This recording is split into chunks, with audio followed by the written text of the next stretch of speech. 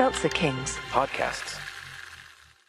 Being a marketer's no sweat. You just have to manage dozens of channels, launch hundreds of campaigns, score thousands of leads, and okay, fine, it's a lot of sweat. Unless you have HubSpot's AI-powered marketing tools to help you do all that and more. Get started at HubSpot.com/marketers.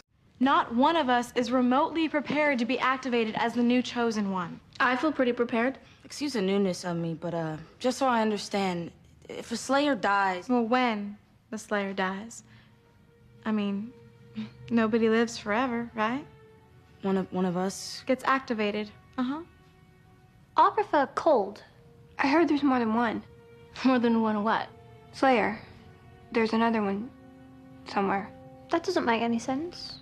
Like any of this does. No matter how many there are, one of us is going to be the next Slayer. With the weight of the world on her shoulders. It won't be me. I mean, not now. I mean, I'm too young. Doesn't work that way. In fact, the younger the better. In fact, I'm starting to think it might be too late for me. Never too late. It could be anyone, especially since there's so few of us left. They'll just run through each one of us, one after the other. Kind of creepy, huh?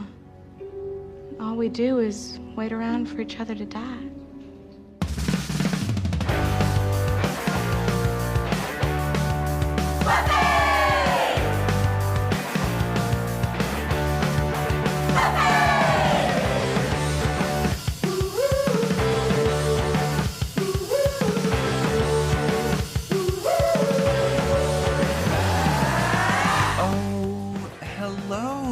Everybody, welcome to another episode of Boys Watching Buffy. We're just two boys watching every episode of Buffy the Vampire Slayer for the first time, giving our review, our reactions. We're your hosts. I am Joe Welke. I am Vance. Whoa. Today we're talking about Season 7, Episode 11, titled Showtime. Directed by Michael Grossman, written by David Fury, original air date January 7th, 2003, to an audience of 4.08 million people. And before we get into the episode, everybody, we've got a heapin' helping a shout out. Shout outs for the Buffy audience. We have a shout out for Amanda Kirshner. Thank you so much for your Spotify review. Amanda Scissorhands. We love it. We love it. We love it. We also have a shout out for Lexi Rob for her Apple Podcasts review. Shout out to you, Lexi Rob 21, and also your sister, because your sister apparently recommended the podcast. Very good, very good. And we also have a very, very special French-Canadian shout out. Nous voulons reconnaître Stéphanie Odette Brazou. We really appreciate your Apple Podcasts, or is it Spotify review. Merci beaucoup. Merci beaucoup. We also have some great shout outs for Ari Targaryen and Slither Ann sending us some freaking energy from our Amazon wish list to power us through to the end of this season of Buffy the Vampire Slayer, and potentially even spilling into the last season of Angel. Mm-hmm. So, thank you guys so much, Ari Targaryen and Slither Ann. I lost the Sloppy Joe. Sloppy Joe got lost in the shuffle there. Ari Targaryen, Slither Ann, thank you so much. We really appreciate it. If you want to get your own shout out, Apple Podcast 5-star rating and review, Spotify 5-star rating, take a screenshot of it, send it to us, or send us something from the Amazon wish list. Wish list. People tried to trip us up this week around. You know, we got Ari Targaryen. That's a Game of Thrones type of name. Yeah. Then Stephanie tried to freaking trip me up with her little fucking with her French name. Her name being what it is. She had doubts about my pronunciation. Stephanie. Even though she probably speaks like Quebecois, which is different than the French that I know how to speak. But Did you take French, guys? I took French in high school and college. I had to Oh. take a foreign language up to intermediate level in order to graduate from college. And it was the last class that I did. So, have not kept up with it, but I can kind of. Yeah, I yeah. can kind of. You speak with someone who has spoken it before. Yeah. Yeah. All right. We also have a Patreon, everybody. Patreon.com/Boys Watching Buffy, where we do Boys Watching Angel, which is getting crazy interesting. Man, that every week with that show. Yeah, I think it can't get any crazier, and then it just keeps getting crazier. I think I hate where it's going, but we'll talk about that in that podcast. Yeah, so we have Boys Watching Angel. We also are doing Boys Watching Movies, and this month we're following up our Scooby-Doo from last month with doing Scooby-Doo 2 Monsters Unleashed. So that should be out in the next week or two. Yeah, a week or two, right? Yeah. Yeah. Probably not this week, but next week probably. Okay, yeah. And interesting thing, we're doing something new with the Boys Watching Movies on Patreon. This Scooby-Doo is a part of a trilogy that we're doing. Yet the third movie will not be a Scooby-Doo movie. Yeah. You have to figure out what the trilogy is by the time we announce the third movie. Yeah. So be on the lookout for that. It's going to be fun times. I had a lot of fun with the first Scooby-Doo movie. Yeah. And I'm sure the second one is just as good. And then also just Fashion Report /Corner. Can't forget that. And join our Discord. We have a lot of fun in there. And without further ado, should we pop open these freaking monsters, bad boy? Yeah. Peachy Keen. Shout out to Slither Ann and Michelle Malone for the original. Yeah, the original monsters. We're going to be moving out of the monster era after soon. We still have like 2 or 3, maybe 4. I think you're one ahead of me. Okay. I also bought some independently, so I kind of lost count. I only drink energy drinks for the podcast. Yeah, I never drink these. I never really buy them, or I never really drink them aside for the podcast, but I'll drink a Mountain Dew a day. Like 1 Diet Mountain Dew per day, I'm living. There was that one time where I had an Alani Peach, though, and I felt like a god. Is it doctor's orders with the Mountain Dew? Yeah, it's prescription. All right, Showtime. What did you think of Showtime, Vance? Showtime is all right. It's okay. I liked the idea of it. I liked the concept behind it. Yes. Very interesting. I did want to do a little follow-up because, man, did Discord get lively after our little rant about how Slayers are chosen. Oh, boy, yeah, did we? And I still say... Even got some private messages that were like, you guys are fucking idiots. And I'll say this. If they're going to eventually explain where Slayers come from, how it all works, a little too late at the second half of the 7th season for me. But again, my issue is, and I'm with you on this, is that I don't understand how something mystical like a Slayer being passed down can then go, oh no, they killed these 10 girls. I guess we're done. Yeah. Why would it not just choose another person out of the billions? Yeah. Yeah. It doesn't, it's just, and then the dude, when I was losing it when everybody was like, well, the film is canon. And I was like, no, no, dude, no. Look, I usually defer to the Buffy fans because, we're first time watchers and we don't really know all the ins and outs, but I do not accept that. No. I just don't. Vampires float. They can show up in pictures. They don't show up in pictures. They don't show up in pictures. They needed to be invited into the school, which we've been told several times that they do not. Yeah. So, yeah, even in this episode, there's a reference of a blurry photo of a vampire. So, and we've already seen Kralik on a Polaroid. So we know in this, it's different. It's different lore. It's different lore. It's adjacent, but different. Now, I do want to say that our Discord user, Rhea, brought up a thing that I could agree with, is that if you kill off all the Watchers, then there's no one to tell the Slayers that they became Slayers. Yes. Now, I think that is an interesting one. Because if you get like magical powers, but no one told you that you had to fight vampires and what it was for, you would just be like, wow, I'm super strong all of a sudden. So that would they could get killed before they even know that they're the Slayer, which I was like, yeah, I feel like that has to have happened at some point. Yeah. But I'm just not buying that. I understand for the plot. I'm just not buying it. You can kill off like 10 girls and be like, all right, that's the end of the Slayerdom. Yeah. If it's a mystical, magical power, it can just shoot to anywhere. Like it's like you killed a bunch of humans that believe in God, so then God stops existing. It doesn't. God would still exist. I could see that being a plot hill movie, though. Like, doesn't it? It's like a tree falls in the forest situation. Yeah. But guess what? That's the tree's still on the ground. I don't know, man. I don't know. I mean, it was getting lively in Discord. Yeah. I mean, it wasn't even just between us. I was championing the movie isn't canon campaign, but it looked like there were people like going back and forth between themselves. Yeah.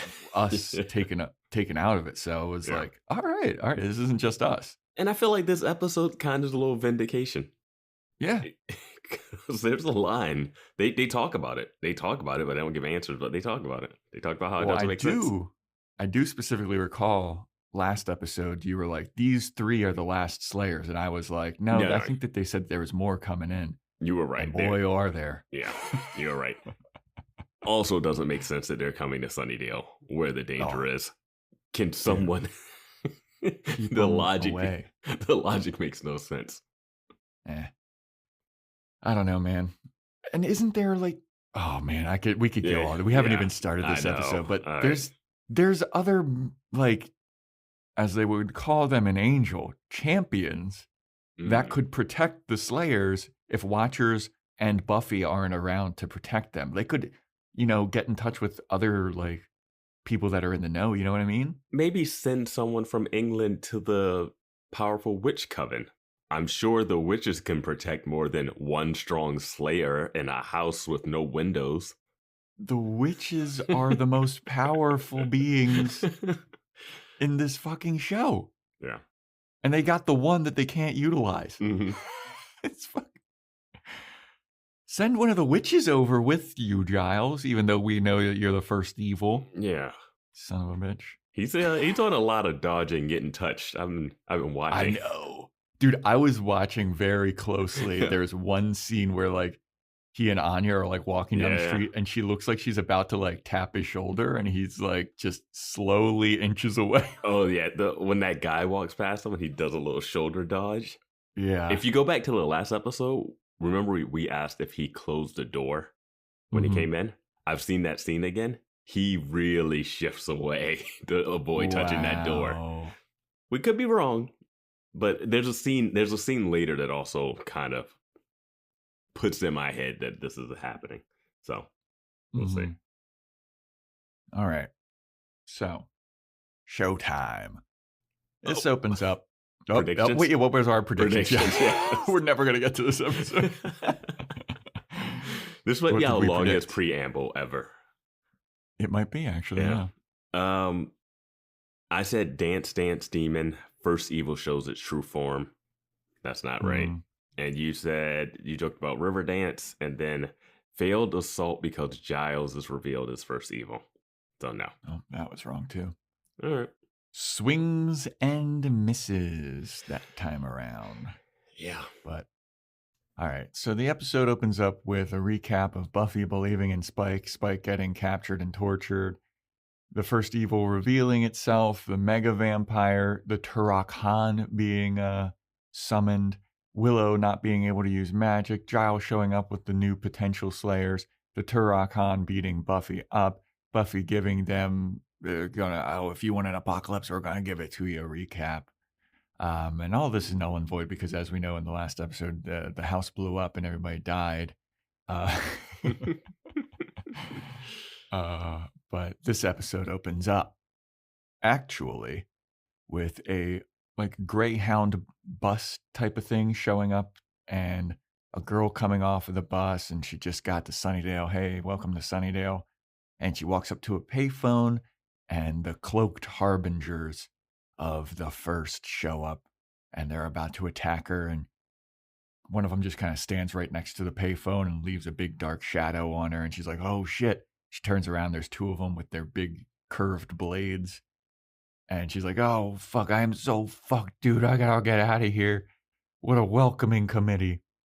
And as soon as she's like shitting her pants, Buffy shows up to save her, and she beats the crap out of all these harbingers, and it was pretty badass. Yeah, she's all of a sudden able to beat him up easily. Before they gave her a little bit of a issue the first time she fought him this season. I mean, she came up from behind those two with the knives and just like picked them up by their lapels and just like threw them up into the air and shit. Now, these people are evil, but are they people? I don't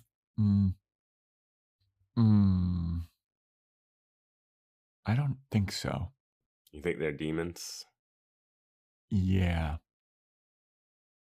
Their heads are too perfectly shaved to be real people. Like the mayor? Or like the principal? Yeah. The principal can't be a real person? No, that's why he's first evil. He's a minion too.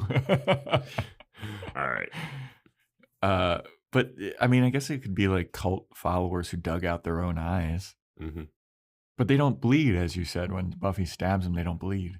I think that was more the show not putting blood on the knives versus they don't bleed in general. All right. I'm saying that they're demons. They're kind of like Glory's minions. They were stronger, though. I don't know. Yeah. Anyway.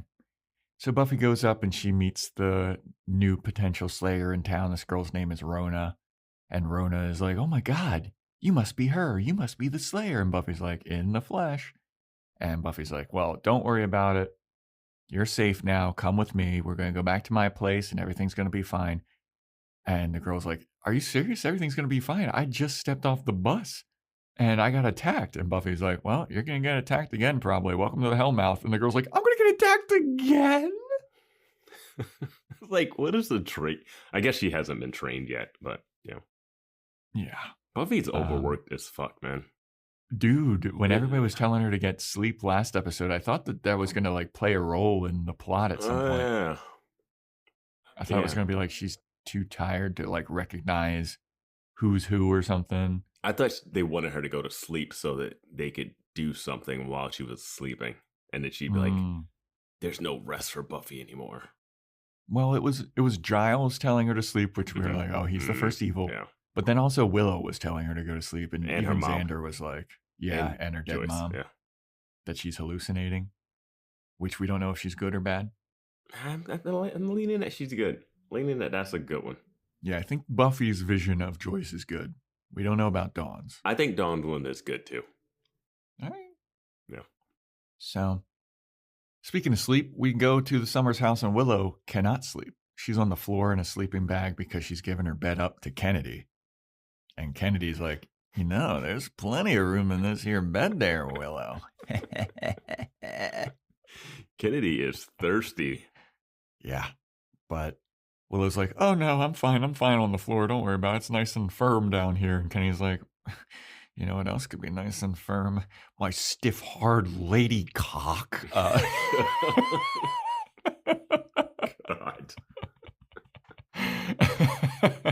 But Willow's like, no, I'm not uncomfortable. It's just I'm worried because Buffy's out getting the new girl, and who knows what's going on out there. It's nighttime. It's scary shit going on. And Kennedy's like, oh yeah, well, how did Buffy even realize that girl was coming in? And Willow explains that Giles has had the coven of witches using their witchy powers to figure out when the other Slayers in waiting and where they are, and trying to communicate with them to come to Sunnydale. And so that is interesting. Yeah, they could be doing more. You got a whole coven of witches. Oh yeah. But Kennedy starts to give her backstory, and she had a half sister, and she's a rich waspy gal.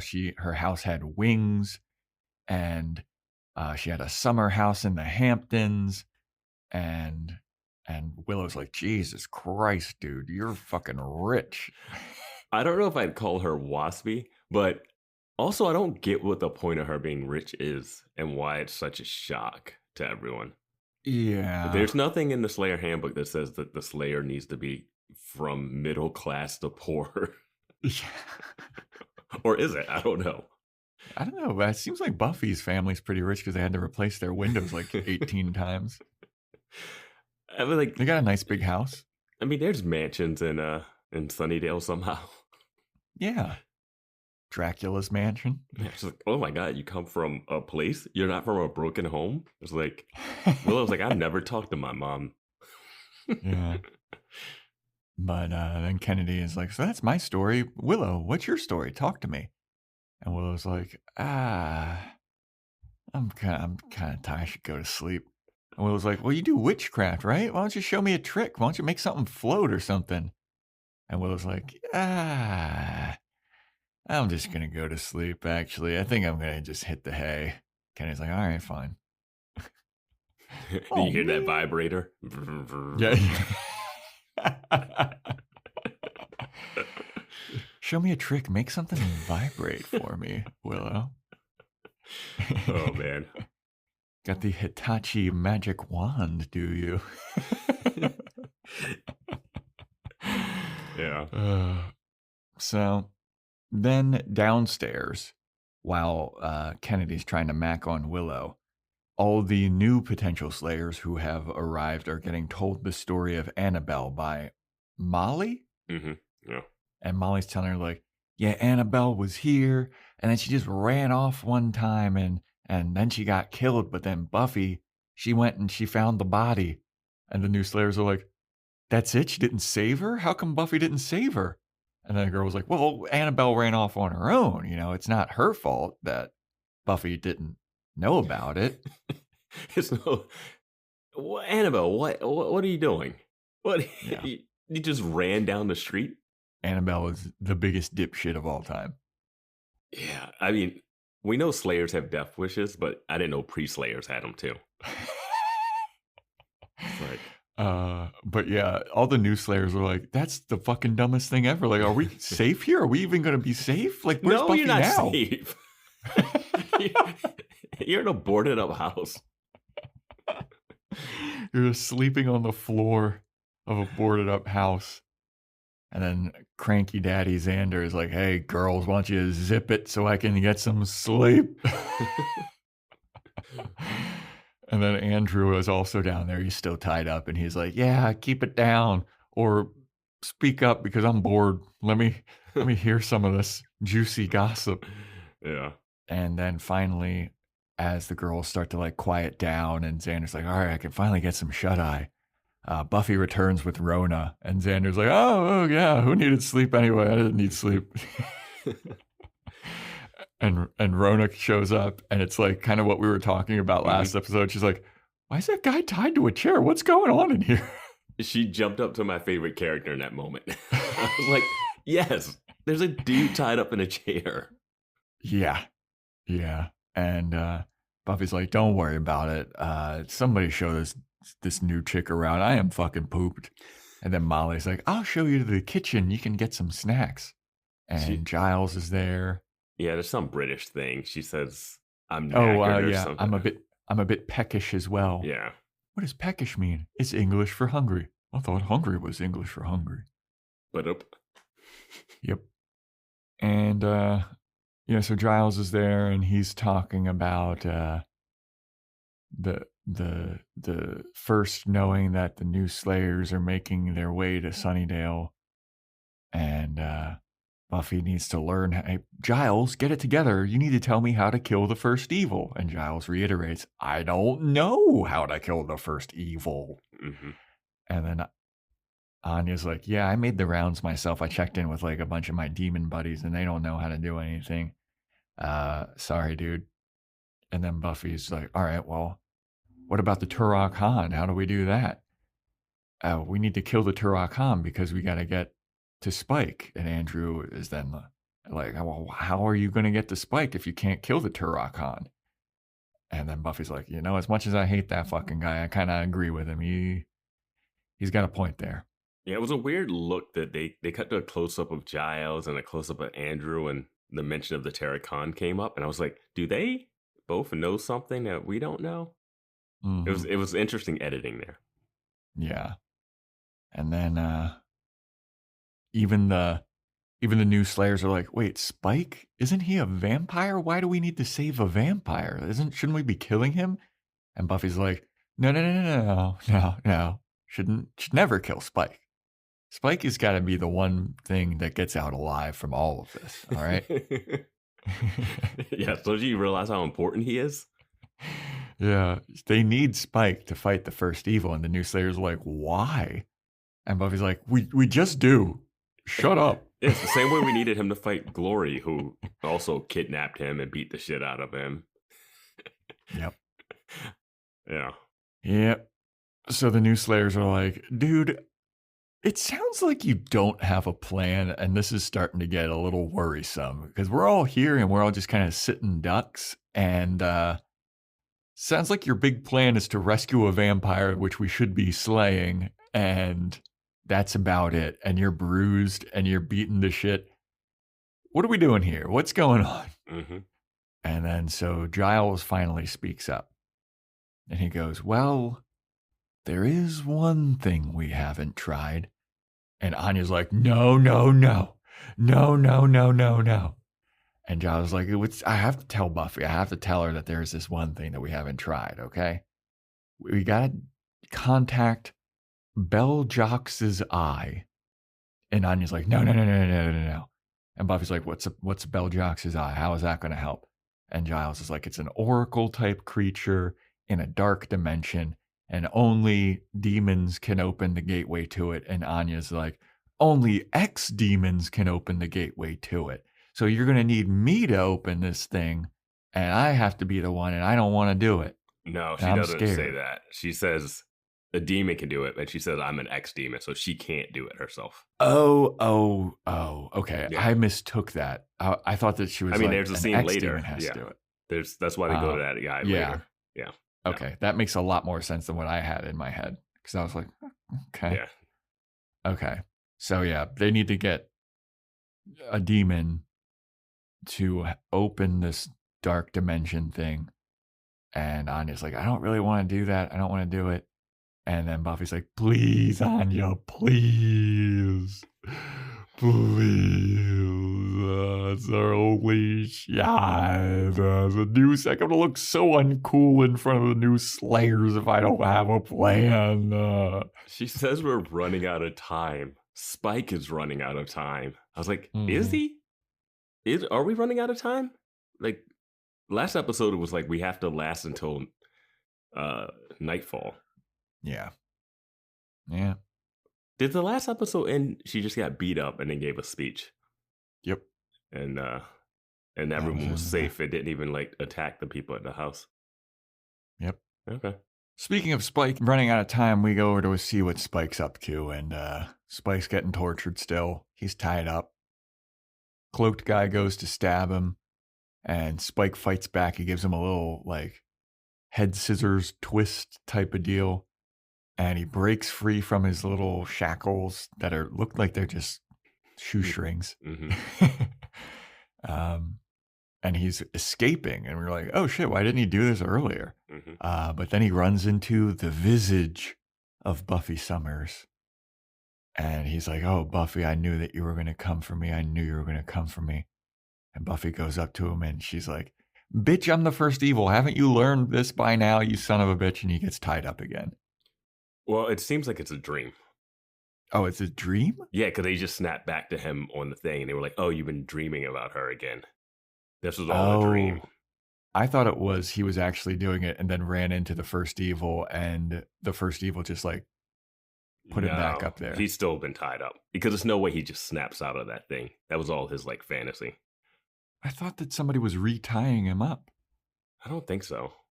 I'm pretty sure that somebody was retying him up. Isn't Buffy in a different outfit when she shows up the second time too? Isn't she in a darker outfit instead of the white outfit in the first dream? I think it was more of a dream thing. Could be.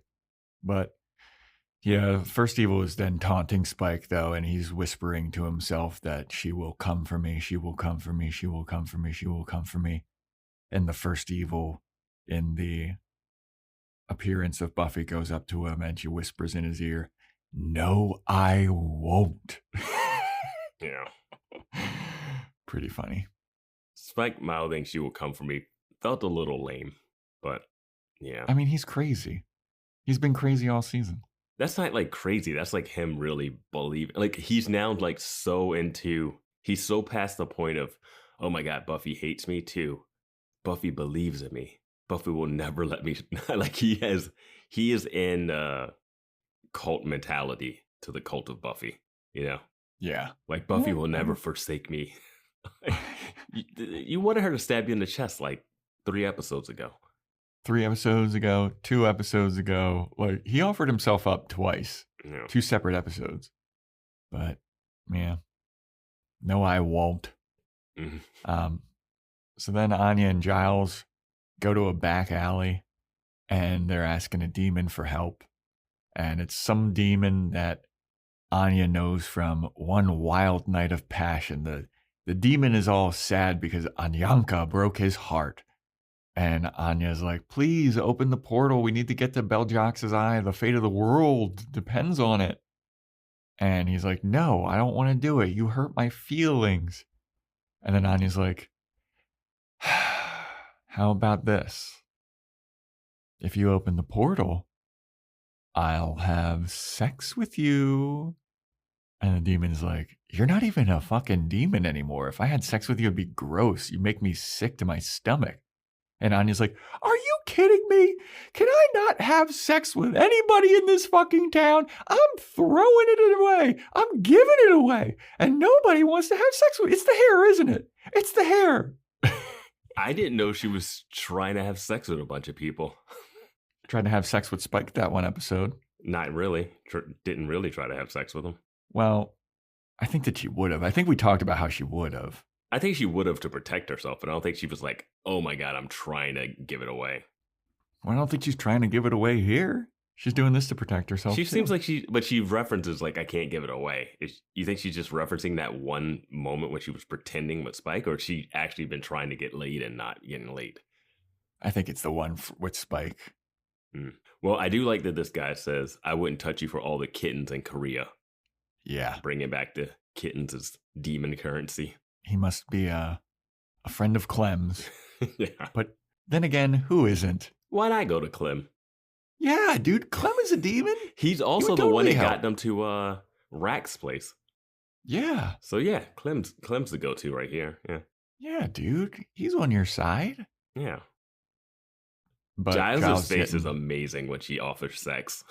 Dude, Giles is getting so pissed. He's like, can we hurry this up, please? He is so shocked. Him and Anya together are just gold. Yeah. But so the demon's like, well, I'm not helping you. And then Giles stands up in his face and he's like, how about this? How about if you don't help, the Slayer will kill all of your clientele and burn your place of business to the ground. How about that? And the demon's like, no, don't do that. Fine, I'll open the portal. It's like, bro, you could have gotten laid, and now you're just opening it for He didn't nothing. want to sleep with the human. Yeah, but it's still better than getting threatened. The threat is nothing. you would sleep with someone you didn't want to instead of having someone give you a blank threat that's not even a real threat. It would have absolutely been real. Buffy burnt down the fucking Buffy is demon busy heroin as house hell after taking care of all these pre-slayers. It is no way she's... Buffy fucking burnt down the flop house where Riley was getting suck jobs. Because and then Riley killed was all getting of suck them. jobs. It's not like Spike Yeah, is that's in what this Buffy- place. It's not like Spike Buffy is was- here. If Spike was doing Yeah, I something here, forgot sure. Like, no Buffy's way. only motivated by sex. Yeah. Yeah. Oh, yeah, all right, fine. But anyway, this demon opens the portal and he's like, fine, there you go. Hope you're happy, you assholes. It costs him nothing to do that. Yeah, just like a fingernail, knuckle nail. Like cut his hand or something. Yeah. And then so Giles and Anya go through the portal and they end up in this dark dimension and they come upon the eye of bell jocks, which looks kind of like that villain from Ninja Turtles. The brain Krang. That's in the... Yeah. But it's all eyeballs. I thought it looked like a multiple eyeball version of the creature in Big Trouble in Little China. Oh, yeah. Yeah. That's a good one, too. Yeah. Yeah, I was thinking the Ninja Turtles thing, but that's a good one, too. Yeah. But yeah, they come upon it and they're like, ew, gross. So then we go to Willow, and Willow picks up the phone at the Summers house, and it's a witch from the coven named Althenia, and she's looking for Giles. And Willow's like, oh, Giles isn't here right now, but I miss you guys. How's everything? How are all the spells? Yeah, I know I should have been doing my therapy, but I'm good here. Yeah. I'm glad Giles sent me away early. Yeah, because now I'm completely unable to do magic without turning evil. Good Lord, dude. But so we go over to Xander untying Andrew, and Buffy's there with him. And she's like, I'm only untying you because you're starting to fucking stink and you need to take a shower. But I swear to God, if you try anything, if you try to run or do anything that gets in our way, I will not hesitate to beat the shit out of you. And he's like, all right. I'm good. So then Willow comes in and she tells Buffy that another Slayer has arrived, and the Slayer's been at the Sunspot Hotel since the day before yesterday. It's been in town for a while. And Buffy's like, how come fucking nobody told me? And Willow's like, well, because the Bringer's already killed her Watcher. The Harbinger's already killed her Watcher. And like, we had to really tap into some deep witchy energy in order to find this Slayer. So sorry, but now you know. And Buffy and Xander are like, all right, we should go get this potential Slayer while the sun is still up. Yeah. Buffy says, okay, we'll go now. You guys should be safe because the sun is up. But the Harbingers aren't vampires. Yeah. They can come. Yeah. They can come whenever. That is true. But I guess they like waiting until nightfall. They have one person that can protect them from everything that's happening. And I just don't get it. Have we seen the Harbingers in the daylight at all? Yeah. When they attacked, when they killed Giles. Seemed like it was that was during the day? Yeah, it might have been. I don't know. I don't inside. I don't think they're like nighttime dependent, but maybe you're right. Maybe we haven't seen them. I can't recall if we have seen them, because when they killed Robson, Nora, and Giles, it was indoors, and like we didn't really get a shot of outside. I guess when they blew up the Watchers Council, it was daytime, but that could have been in there for a while. Who knows how they got a explosive expert to do that? Yeah, but so Buffy and Xander are going to go save that Slayer, and Andrew jokes. He's like, and I'm coming with you. And it's Xander and Buffy look at him like, the fuck you are, dude? He's like, all right, I'll stay. I'd almost take him with you just to keep your eye on one of the most dangerous people. Yeah. You just now untied. I hate that Willow comes around. They untied this guy, and now they're like, we're leaving. If I'm Willow, I'm like, so what's the deal with Andrew? Like, I wasn't here for that conversation where you untied the guy.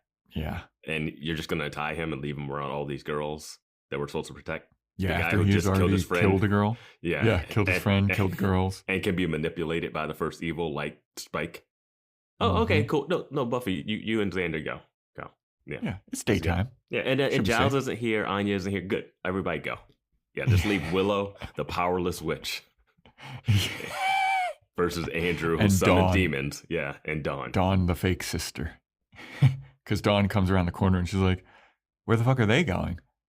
And Willow's like, oh, there's a new Slayer in town. They're going to go pick up the new Slayer. And Dawn's like, hey, can I ask a question here? Are these new Slayers going to help at all? Because they're all just like pissing their pants. They have no idea what they're doing. They're scared. Like, are they actually helping? Are they going to help?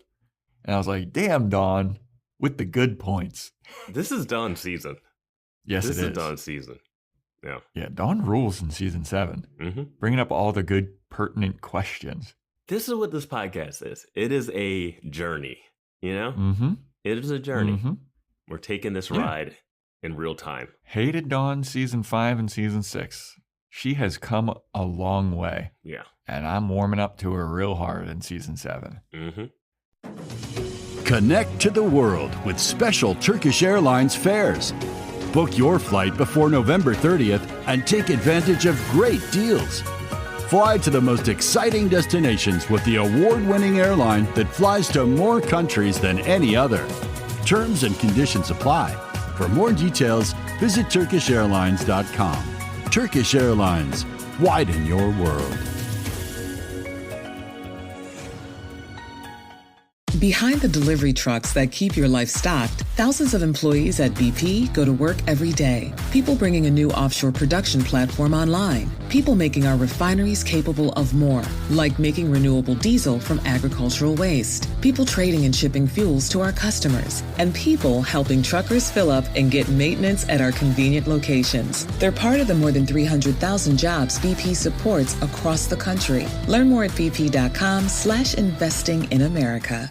So anyway, speaking of the new Slayers not helping, they're in the basement and they're training. They're doing a little punching bag. And one girl's got like nunchucks or something. Oh, man. So Rona's telling her story and she's like, I never even got to meet my Watcher. I only just found out that I was a Slayer before my shit got killed. Like my whole thing got fucked up. A potential Slayer. Yeah. Right. And then a girl named Eve, who has a little southern accent, she's talking to the Slayers, and she's like, I don't even know if we can make a difference, y'all. I don't know. I was just making some butter biscuits down south, and now I'm here, and I don't know how to fight, and I don't know how to kill vampires. I never even seen a vampire. And Kennedy's there, and she's like, well, we have to be ready. We have to figure it out. And then they all start bickering about whether they're ready or not. And what they can actually do and if they're even going to be effective fighting vampires. And most of them haven't even seen a vampire. And then this is where the one girl who is dressed like a fucking absolute clown. This is Felicia Day, who's in Josh Whedon's Dr. Horrible sing-along blog. Okay. Yeah. I have not seen that. I heard it's very fun. I have seen it, but when it came out, so I don't remember much of it. Was that before? Neil Patrick Harris. Yeah, I was going to say, is that before How I Met Your Mother? I think it's overlap. I think Okay. there might be a little overlap. Maybe. I don't know. But yeah, this girl, Felicia Day, whose name I forget. Yeah, they never said it, but it's V or Vi. Yeah. And she's like, I've seen a vampire. And they all turn around and like, oh shit, she's seen a vampire. Okay. She's like, well, I saw a picture of one.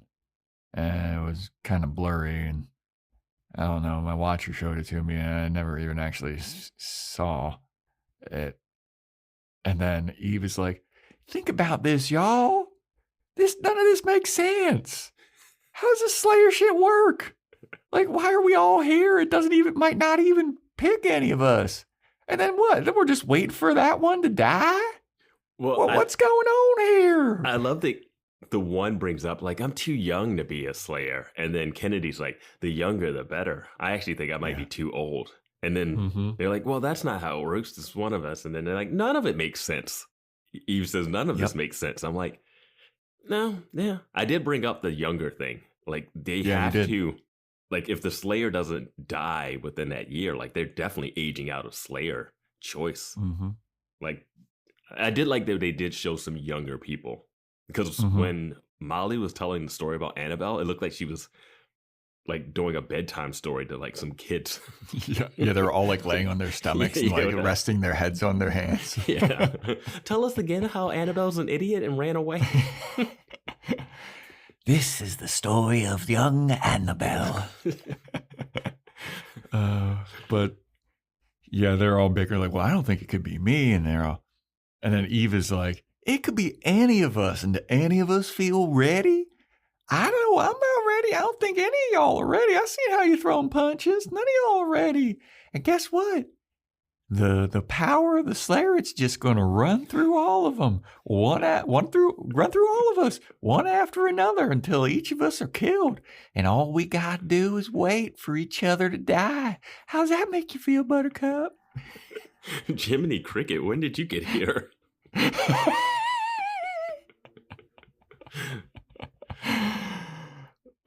I love that they chose to go with like different accented people, though. I know. They. It's so funny. This is the most justice we're gonna get for Kendra. Yeah, they're just throwing the accents on people. Yeah. Mm-hmm. Yeah, because Molly's got that. Oh yeah. Let me tell you the story of Annabelle. Fucking really stupid British accent. Isn't he a bruv? Yeah. Hey, at least they didn't make Rona have some weird accent. I know. Yeah. Yeah. But anyway, so Buffy and Xander show up to the hotel, the Sunspot Hotel, where they've been alerted that the new potential Slayer is. And Buffy's knocking on the door and she's like, hey, it's us. We're good guys. Good guys here. Trust us. We're not going to kill you. And Xander's peeking through the window and he's like, Buffy, kick down the fucking door. Kick down the door. And then Buffy kicks down the door and we see that the Slayer is face down, already been killed. And Buffy is like, oh shit. Pre-Slayer. Oh, right. I keep saying that. But Buffy's like, oh man, we're too late. This sucks. We're too late. How long has she been here? And Buffy's like, it looks like she's been dead for days.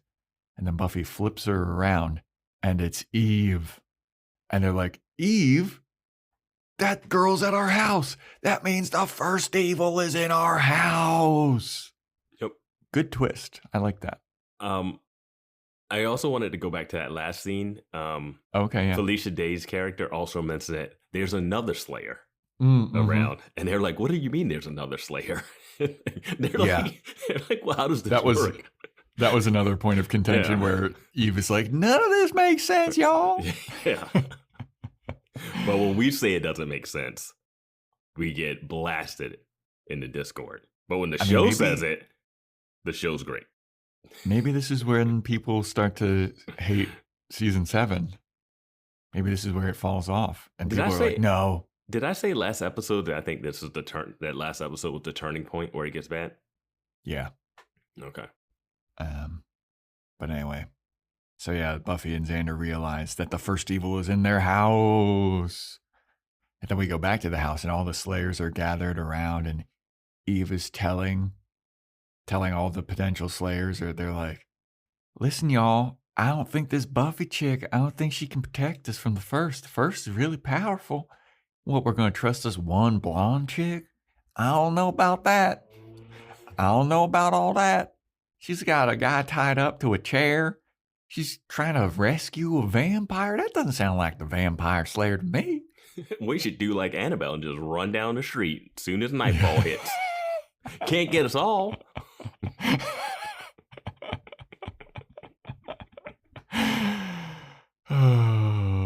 It's so funny.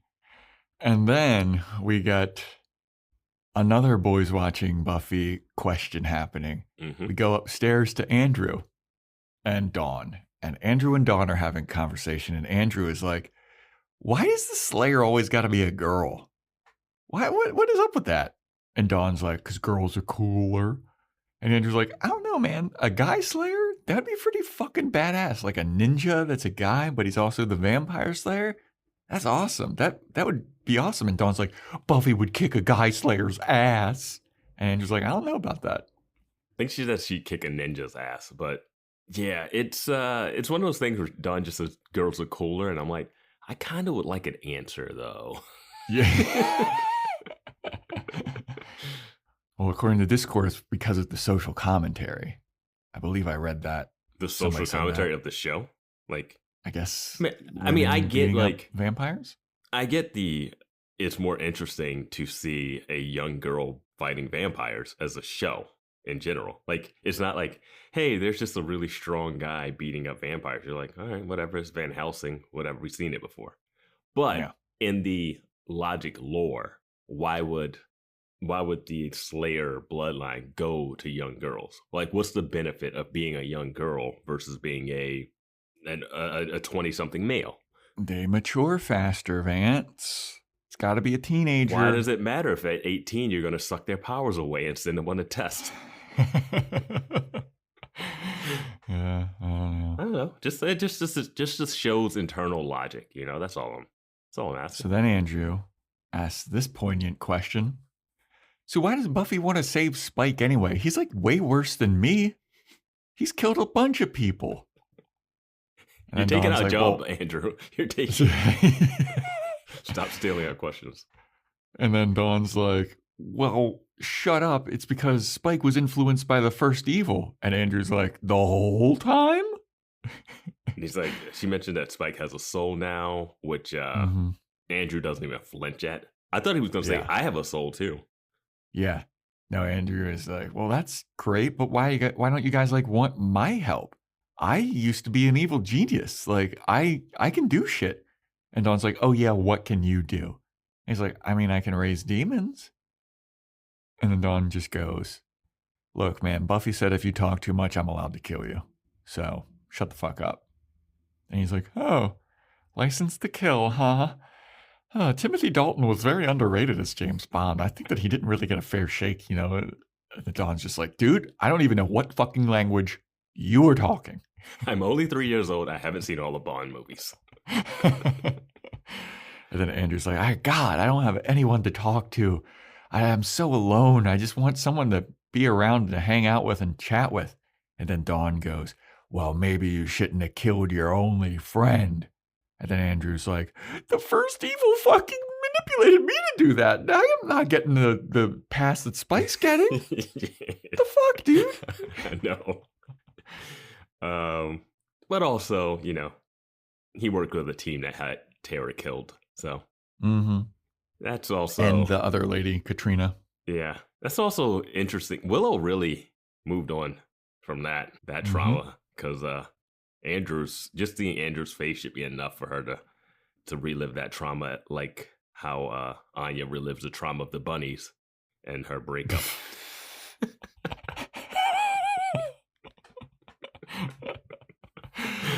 Man, Discord, we opened so many cans of worms this week. Yeah, there was a lot of defense of the statement of the bunnies. Because I just think the bunnies, they just left it open-ended. They set it up and didn't pay it off at the bunny thing. But people were defending that was her trauma. But I don't buy that she's afraid of bunnies because she got cheated on. Look. Yeah. I think now would be a good time to once again reiterate. We like the show. Yes. We like the show. Very entertaining. Yeah. Very fun to talk about. I'm going to say, currently liking it way more than Angel. Yeah, absolutely. As a show, yeah, Buffy's way better than Angel right now. But potentially as a podcast, the Angel podcast is getting crazy. Yeah. I do want to say in this scene, though, with Andrew and Dawn. You think there's some chemistry there? I think they're going to hook up. I think they're going to hook up. If Andrew doesn't die in the next episode or two, they're going to hook up. You think that's happening? Oh, yeah. You think Willow and Kennedy are going to hook up? Ooh. Yeah, I don't think they can kill Kennedy because I don't think he would do that to Willow again. But Willow hasn't crossed over to liking Kennedy, but she is getting the flirtation. But man, if they kill another like love interest of Willow, yeah, I don't think that can. I don't even know if they're love interests at this point. They looked at each other. That's all. That's they TV. Did. Yeah, that's true. She's sleeping in Buffy's mom's friend's bed. Yeah, where your girlfriend was killed. She's sleeping on the floor in the spot where Tara was shot. Yeah. Yeah. Where she held the dead body of her loved one. Getting macked on by a new potential slayer. Xander sleeping on the couch where Buffy found her mom. It's just, that house is just a mess, dude. But, yeah, Andrew's all sad. He lays down on the couch where Buffy's mom was dead. And he asks if she wants to play Kevin Bacon. Yeah. Which I don't know if our younger listeners even know what that game is. Do we have younger listeners? I feel like everyone's our age or older. We have younger listeners. Buffy's made a new comeback in the God, what is it called? What do you say? The Gen Z, Gen Alpha? Yeah. Yeah, it's been more people have been discovering Buffy again.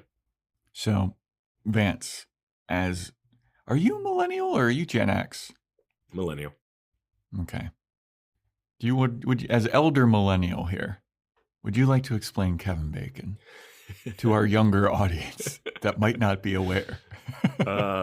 Is it 6 degrees of separation of Kevin Bacon? Yep.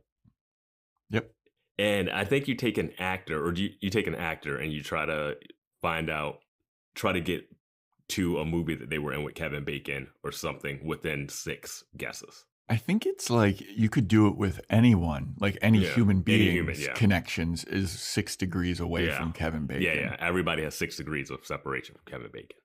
Yeah, so you could be like, well, I know Vance, and Vance worked on this movie with Cillian Murphy, and Cillian Murphy was in this movie with Kevin Bacon. And you're like, oh, okay, so Vance is 3 degrees of separation from Kevin Bacon or whatever. Pretty fun game, actually. It's fascinating. Yeah, it was amazing how easy you could get to Kevin Bacon within 6. I mean, us big Hollywood types fans, we're 1-to-1, right? We're 1-to-1. Kevin Bacon's coming over later tonight. Yeah. Yeah. Interesting. So, anyway, Buffy comes home and she is all worried and she's looking for the new Slayer. She's burst into the door and she's like, this is fucking bullshit.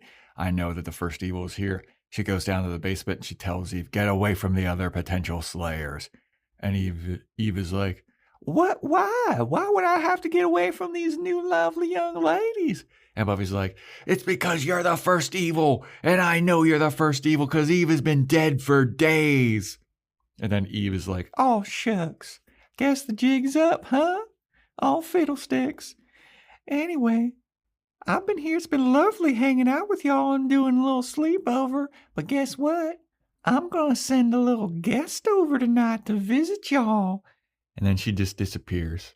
She snaps away like an old tube television turning off. Yeah, I thought they were going to do something cool like they did with Cassie Newton again. Mm-hmm. But she does exactly what you were talking about. Yeah. She just disappears and all the potential Slayers are shitting their pants, and Andrew even literally is like, I need to go wash up again. Yeah. Rona's seen a lot. She's seen Buffy kill about 4 people in front of her and then seen a person disappear. Yep. She's like, I just found all this shit out. Yeah. There's a guy tied up and now he's shitting his pants. Buffy killed 4 people, or demons. I don't know. Rona, like, what? You haven't seen a vampire. And someone just said, hey, take a bus to this town. Yeah. Oh, and she just like, okay. Hey, I also just realized that the Harbingers have to be demons and not people because Buffy doesn't kill people. Well, that's why I was bringing it up. Yeah. Yeah. But Buffy killed some knights.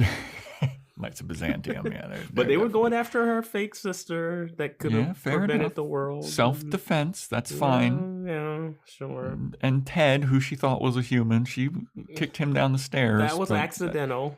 Luckily, that turned out to be a robot. That's fine. God, that was a great episode. Yeah, it was.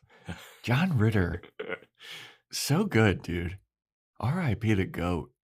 Yeah, I just love the like real people element of some of the stuff, like her roommate stuff. I like the no one believes that this person is bad. I've always liked that in sitcoms and shows. Buffy's like, that person's bad, and they're like, are they bad? Are they a real person?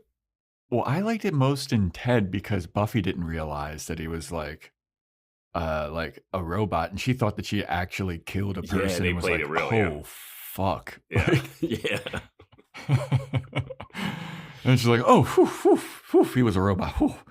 But the Kathy one was hilarious. Yeah. Because she's like, I've been keeping her toenail clippings. They keep growing. Yeah. And everyone's looking at Buffy like she's insane. Yeah. That was fun. Oh, with that reveal when she rips the face off. It's great. Yeah. Oh, yeah. She's like, ha! I knew it! Yeah. But, yeah.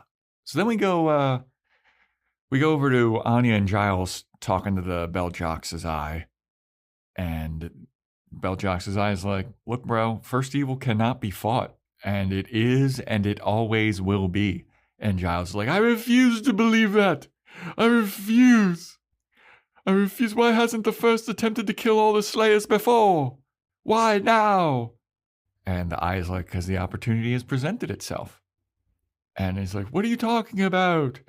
And it's like the forces around the Slayer and how they are chosen have become volatile and unstable. And the first evil is taking advantage. And you know who's responsible for this instability is the Slayer herself. And they're like, what? What are you talking about? How could this mean? What are you talking about?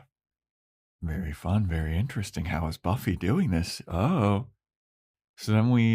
This is the scene which is what made me think still that Giles is the first evil. It's because he's asking the question of, are you saying that the first evil is going to wipe out the Slayers? Are you saying that's happened? And then it says, I don't predict, I just tell you what.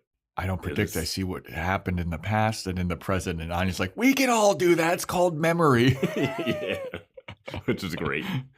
But it seemed like Giles is asking this question as the first evil being like, oh, do I succeed? Do I succeed? If you read it that way. It'd be great if we're very wrong. Interesting. It'd be amazing if and we're then the Eye starts looking all over and he's like, there's 1 in 235 million shot. We're in the what do I have now. to do? If I tell you, it won't happen. It involves a rat. Amy the rat.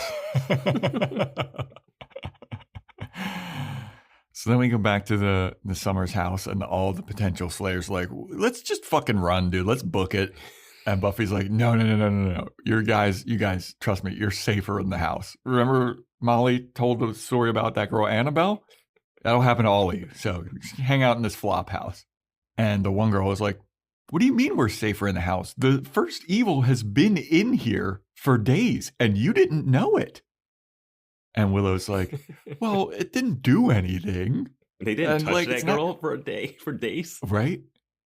And Willow's like, it didn't do, and it can only, we know that when it'll be because it can only take the form of dead people. And they're like, that makes us feel great. And Buffy's like, no, trust me, it's fine. It's going to be fine. We all got to just stick together and it'll be all good. And then Andrew gives his little commentary where he's like, yeah, what would have happened if the Justice League didn't stick together? They would have lost in that one comic book arc. I don't remember what he was saying, but it was funny. And they just all kind of look at Andrew like, dude, what? And then Buffy's like, Willow, look, I know you're not doing too hot, but guess what? We might need a little bit of magic. Can you do a magic barrier? And Xander's like, I think that's a bad idea, dude. Yeah. And Buffy's like, look, I don't think we have a choice. We need something. And Willow, we need your help. And Willow's like, I mean, I can try. And then all the other Slayers like, this is fucking awful, dude. We're so fucked. Except for Kennedy. Kennedy's the only one that's like sticking up for Buffy. Mm-hmm. And she's like, hey, she's a Slayer. She knows what's going on. Maybe we should trust her. All right. So like, let's not all shit our pants. Everything's going to be fine. We all just got to believe in Buffy and follow her lead. And the other potential Slayers like, we're fucked. Yeah. We don't have a chance. And then Buffy and Willow just get up. Mm-hmm. Well, Buffy's been standing, but Willow and Buffy just leave the room together silently. And then Xander, he like shakes his head and he's like, wait, what? What? And then Xander leaves. Mm-hmm. And then they all walk into the kitchen while all of the other potential Slayers, Dawn and Andrew, are in their dining room just arguing. Yeah. Now, when this happened, my first thought was, what happened to the confident Buffy who gave that speech last episode? Yeah. Like in real time when I'm watching this, I was like, this is weird. Buffy gave a speech on the other side of that table saying that we can fight evil. I'm bringing an apocalypse. I'm bringing it to ya. Yeah. Now she's like, Willow, Do you think you could bring the apocalypse maybe or something? I don't know. And then silently walked away. I was like, what is going on? Yeah. And there was like a weird cut. I thought that Xander left and then he like did the shake his head. But yeah, they all walk into the kitchen while all the other Slayers are just arguing. So then we go over to Eve, and Eve is with the Turok Han. And she's like, hey, Turok Han, it's about darn time that you go attack them potential Slayers. Does it sound good? And Turok Han is like, and he just runs off. And then Evil Eve, she just whips her head around and she turns into Buffy to torture Spike some more. A good cut. Good creative cut that doesn't have to have any green screen special effect. Yeah. It's nice. Yeah, I'm leaning more to that Spike thing was a dream for sure, because there's no way, because we know it can't physically interact with stuff, that it's no way it would have been able to push Spike back to the border. We didn't see any of the people. You might be right, but I could have swore that they were tying Spike up again. Something was tying Spike up again when he starts whispering to himself, but I could be wrong. Yeah. It's interesting. It's interesting that it's, I don't know, what is interesting about this? It's something. I had a thought, but now I can't remember it. I don't know. But all right, so then we go back to the Summers household, and they're all the potential Slayers and Dawn and Xander and all of them are in the house, and all of the Harbingers are just outside. The Bringers standing. Show. Oh, the Bringers, right. I don't know why they changed it to Bringers instead of Harbingers, but that's what they call them now. I think Harbingers sound more evil.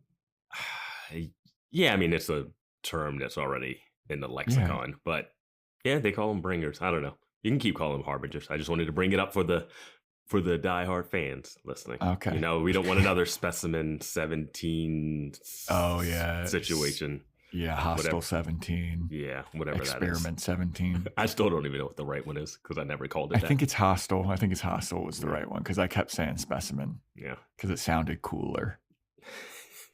Just like Harbinger sounds cooler than Bringers to me. I don't know. But they're all just outside standing on Buffy's lawn. Neighbors aren't saying anything. Yeah. That's what I was thinking. Neighbors don't give a shit. That was my first thought. I was like, this is just out on the lawn, dude. Buffy lives in one of those fake developments, you know, like the Arrested Development, where it's just like all the empty houses. They're model homes, and Buffy has one of the real houses. Like she lives in a model home. It would make sense. It falls apart. There's no one around. Yeah. Nobody calls the guy. Hey, there's a bunch of like cloaked people out on my next door neighbor's lawn. Like she has next door neighbors. The house that, you know, someone was shot in, and there's a lot of stuff happening all the time. Their windows got blown out twice. Yeah. Like, I feel bad for them. Like the ladies on the phone with the cops. I feel bad. They just repaired their windows and they got shattered again. I don't know what's going on in there. I mean, I can see through the non-windows that they got a guy tied to a chair. And and this woman is supposed to be counseling my son at Sunnydale High? I just don't think her home life is like that stable to be giving advice. That's all I'm saying. But anyway, could you check on them? God, dude, it's so crazy. Yeah. And especially when they give the report and Xander is like, there's like 8 of them on the front lawn. And Xander's like, there's 2 of them in the back too. And I'm just like, dude. And Rona's there, and Rona's like, what the fuck's going on? And Buffy gives her a sword. She's like, good luck. And Giles and Anya have not made it back yet. Yeah. All right. But Buffy gives Rona a sword, and Rona's like, what's the point? And Kennedy's like, it's that end, and you gotta frickin' stick it in the bad guys. And it's like, ugh, Kennedy, ugh. Kennedy is so sassy. I know. And she's definitely going to be the next Slayer because she's just got the fucking sass of Buffy. Could be a mislead, though. Probably. It's probably going to be Rona. It's probably going to be Dawn. And they'll be like, oh, wait, I guess I can go to anybody.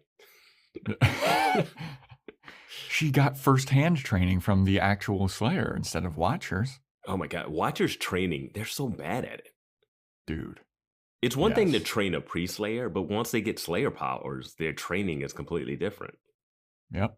That's when they start just like kicking them across the fucking library. They get punched across the library. Like, well, I guess that's enough training for today. Yeah. After Kennedy tells Rona how to use a sword, she goes over and she just grabs a crossbow and she's like, this will be good for me. And Buffy's like, you sure about that?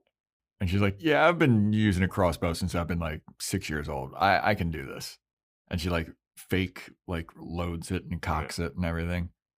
Crossbow, worst weapon. Yeah. Here's the thing. You have a crossbow? Start shooting them right now. It's a ranged weapon. What are you going to do with it inside the house and you can load one bolt at a time? Yeah, dude. It's a one load weapon. They're just standing there, sitting ducks. Go to the lawn. second floor, shoot them. Yes. Dude. Unreal. They've come up with plans before. The potential Slayers are right. Buffy does not have a plan because that would have been definitely part of the plan. Also, she shouldn't have to protect all these girls. It's just one Slayer. Yeah. She had enough trouble protecting her friends. You know who had a better plan to kill vampires was the fucking little boys in The Lost Boys. When they had all those traps set for the vampires coming into the house. Mm-hmm. This is like 1v1, like 1-to-1, kind of a same situation. And they were so well prepared. And they're just little boys. Man, the holy water tub. Yeah. Yes. They ruled. These potential Slayers, they're a bunch of dipshits, dude. I'm just saying, like, why would you get a crossbow for close range combat? Get an axe or something. Yeah. So she's happy with her crossbow and she walks away, and then Andrew steps up and he's like, so what weapon am I going to get? And Buffy's like, you think you're going to get a weapon? And then he's like, look, dude, I'm in here. I have a right to defend myself, okay? I'm in here. I'm with you. You can't just leave me out to dry. Like, this is fucking bullshit if you just leave me with nothing. And I was like, good point, Andrew. They're like, we can't let Willow kill you, but we can not provide you with weapons so that you die. I don't have to kill you, but I don't have to save you either. Just jump off the train like Ra's al Ghul. So Buffy gives him holy water. And I was like, nice compromise. I like that compromise. Because it's not like he can use it on any of them if he goes evil. Yeah, I don't like the form that it's in. It's in a glass flask. Like, how do you use this? Again, the Lost Boys had it right. They had holy water and squirt guns. Yep. Lost Boys, dude.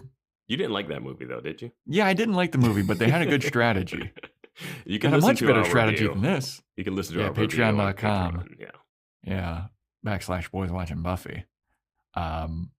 Yeah, I thought the movie was kind of meh, but half of the dialogue is just, Michael. Hey, Michael. But anyway. So Willow is then like practicing doing a spell, and she's just like floating something, and she's like, I am facing my fear. I am facing a fear. I am not afraid to use magic. I am facing my fear. And Kennedy walks in and she's like, whoa, you totally can float stuff, my dude. Chill, Kennedy, chill. Just be chill for once. Yeah. And Willow's like, oh, she like stops floating it because she gets interrupted. And she's like, yeah, I'm just afraid because the last time I did magic, you know, the first evil overtook my body and I could feel it and it was inside of me and I hated it. And I just don't want to go super mega evil Willow again. And Kennedy goes, ooh, big scary Willow. That's something I'd almost like to see. And Willow's like, no, it's not. Trust me, you wouldn't like it. You wouldn't like it at all. I flayed a man. Kennedy can't be more turned on by this damaged goods of Willow. I know. Kennedy's just like, please tell me more. You flayed a man? Sounds hot. I can fix her. But then Willow is like, the first got inside of me and I could taste it and I could feel it coursing through my veins. and it's bad. And then this gets interrupted because Dawn goes, "Hey guys, something's happening." Oh, and then we cut. You missed the best line when she's like, "I can taste evil," and then she says, "What does evil taste like?" And it's like a little chalky. Yeah. But yeah, then Dawn's like, "Something's happening," and the Turok Han shows up, and he just starts walking to the door. I wish they had a hype song for it. It really just needs a song where they're like pumping them up or a chant. Can I be honest with you? Turok Han. Yeah. They need like a drum circle or something. Because I'll be honest with you, this episode is where the Turok Han lost me. Oh, you talking about the scene before? I'm talking in the about cave the scene earlier? No, I'm talking a little bit that, but then the next scene is where I really just was like, this Turok Han thing is not intimidating at all. The moment that it became less intimidating to me was when they were in the cave with the first evil, and I think it was with Spike early, and it was like, oh, Turok Han something, and then Turok Han goes up to Spike and then does a little shoulder shimmy and then walks back. And I was like, what is that? See, I was still kind of on board with that. That was so flamboyant. It was like, roar. I was kind of on board with that. I was like, okay, whatever. That's just a little goofy. But seeing it walk up to the door in like, it's like pretty exposed light. Yeah. I was like, ugh. It doesn't look scary. It looks like a medieval smock that it's wearing. Yeah, like it's dressed not cool, and its arms like aren't big or anything. Like it's just not intimidating. It's really small looking. Yeah. And then it tries to like kick down the door, and it has to kick it like 3 times before it breaks. I was like, I just saw Buffy kick down that motel door with one kick. And then it breaks in, and then it's like super exposed to light. And I was like, this thing isn't scary at all. Mm-hmm. And then Willow does her barrier spell, and then it's just like clawing at the barrier. And I was like, you lost all credibility right now. It looked so goofy. Yeah. When it was just clawing like a mime at the...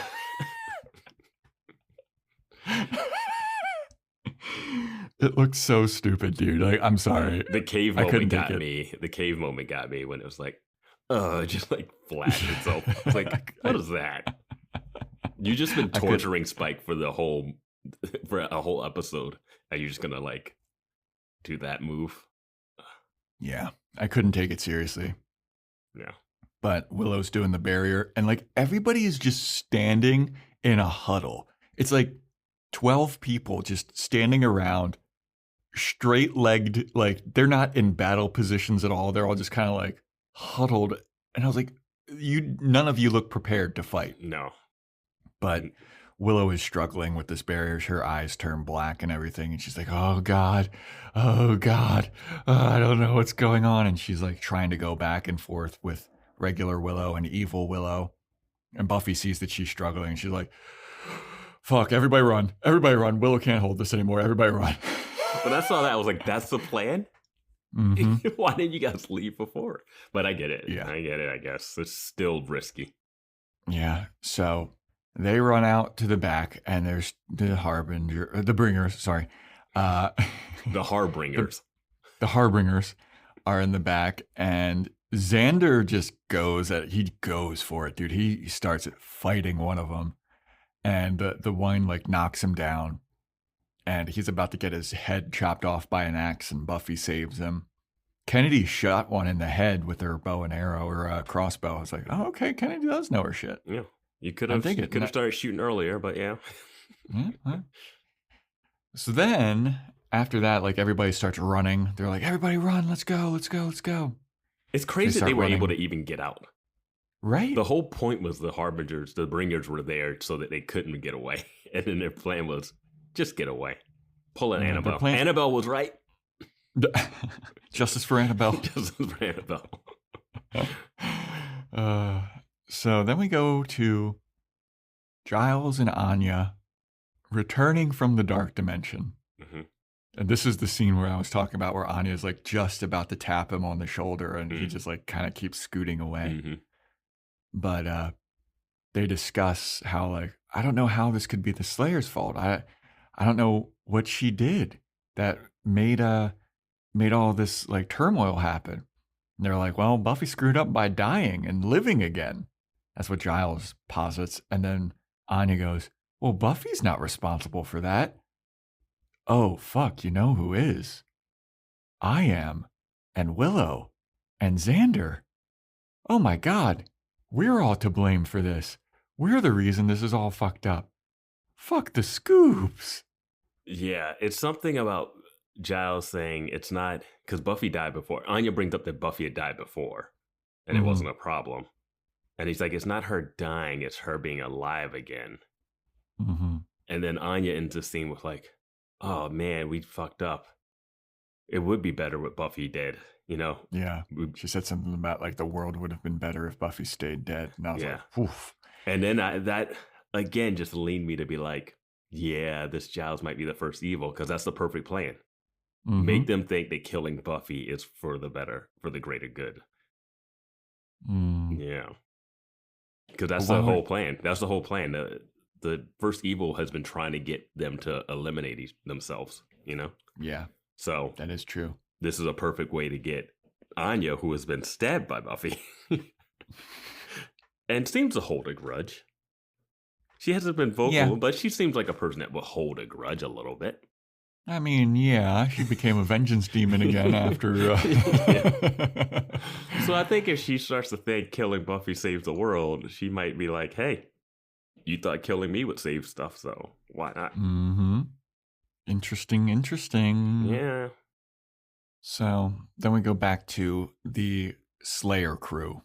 And it's Buffy and the Scoobs, minus Anya and First Evil Giles. And they're all running through the street with the potential Slayers. And Buffy's like, all right, let's all split up.